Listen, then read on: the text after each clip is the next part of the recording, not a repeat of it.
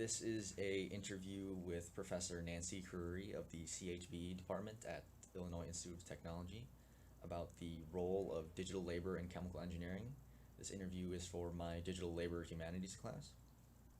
And first we'll start off with a definition of digital labor, and it's considered labor that is related to the production, usage, or maintenance of machines. Said machines can be programmable or designed to serve or supplement a human labor task in some respect. Chemical engineers apply theories of chemistry and engineering to model industrial scale processes and design factories accordingly.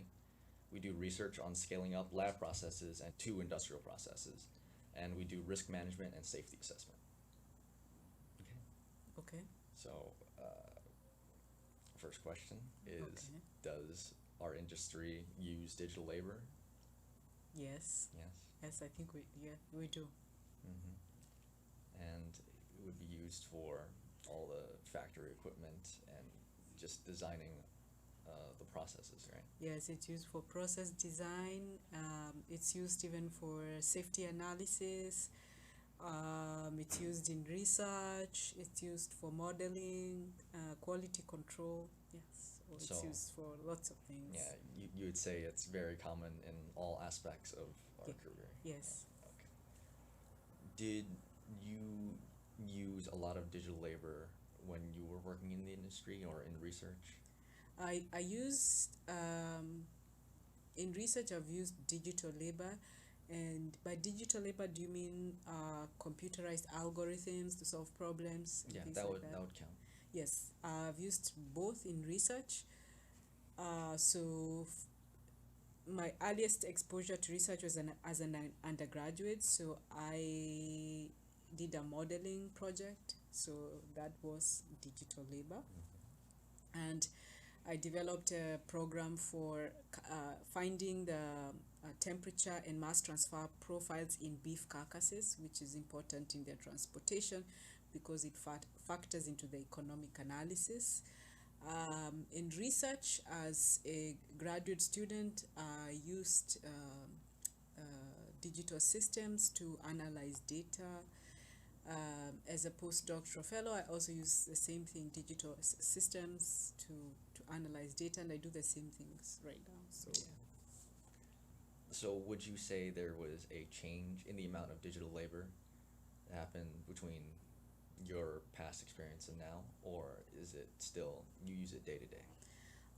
I think there have been some changes. For instance, when I was a postdoctoral researcher and I was doing a technique known as Western plotting, when I first learned to do the technique, we were doing it on X-ray films that were exposed like in photography.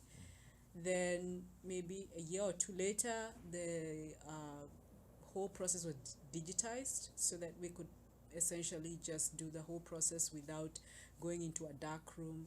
It's just, putting something in a machine and getting the readout, which was much simpler, although the quality of the images was not that great.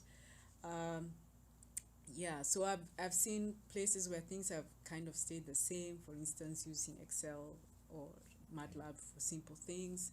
But then I've also seen places where the research has become much easier because it has been digitized.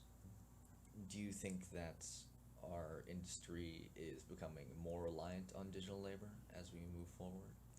I think that's the case because there are cases where, for instance, some old analytical tools, back of the envelope calculations, people can't do that anymore because everything you just, you can pull out your computer, your phone is your computer, and essentially do the same thing. So Is there anything in your field or your research that you would like to see more digitized or? I can't think of anything at the top of my head right now. Everything seems to be smooth, but when it comes to research, there are some experiments that take, for instance, a couple of hours to do. If there was a way of digitizing them so that instead of staying in the lab for an hour, you're only there for maybe 30 minutes, then that can increase your output because you can do several experiments or you can do something else rather than, doing the whole experiment for an hour. So, is So, that?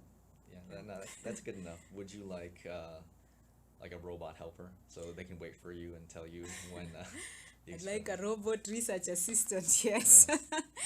If I had one, then it would take labor costs down, because even as a professor, students who do research, especially graduate students, have to be paid because they're considered employees. So if a robot could do what a graduate student would do, and produce the same amount of work, then that might bring labor costs down. I wouldn't say that that would be a bad thing. So I think that would be a good thing. So it would be good for science, but maybe not good for grad students. Yes. Yeah, okay. There are a few other theories that I learned about in class that I want to get your opinion on. So there's something that we talked about called invisible work, which Okay. is basically work that's done kind of behind the scenes, and you really only notice it when there's a problem. Do you think that there's any kind of invisible work going on in chemical engineering? So that would depend on what perspective. As in chemical engineering, we are making things that people can use. I think there are lots of things that people don't really see. For instance, when they take their morning coffee, or use their shampoo, there's a lot of behind the scene things that they don't see. He asked the question, what do chemical engineers do? And I remember like not a lot of people had an answer. They said like petroleum and pharmaceuticals, but they don't really say what we do. And I think now, after doing a lot of work and taking the classes, I understand what we do now. So yeah, I think not a lot of people realize what we do Yes. and how common like the things we do like show up. Yeah. So for every process is for everything, there's probably a few chemical engineers behind the product that people are using, from the computers to everything, even the water that we drink. There's a couple of chemical engineers behind that. And because it's a humanities class, we have to talk about gender and race biases. Oh, Do you have any stories about that, or just anything you want to? because for instance, I went to school in Australia, and which is at the time it was very few minorities there, and probably I was the only black student for a couple of years. Another student came in much later, a transfer student. But yeah, so I had my share of stories to tell. Women, being a woman was not so bad because there are other women around. I think maybe 20, 30 years ago might have been different, but in terms of gender, not a big issue, but with race, yeah, there were some issues. Yeah. Because I know there's been a lot of movement recently where they're trying to get a lot more women into engineering because it's kind of a very male-dominated Yeah. profession. Yeah. Yeah, chemical engineering is actually, it seems to be one of the good ones. Civil engineering, and I think mechanical, maybe even electrical, have always been bad. Chemical and environmental engineering usually have a good representation in terms of gender. That was pretty much everything I wanted to discuss. If Okay, you had wow. any questions about digital labor, Oh, it's actually very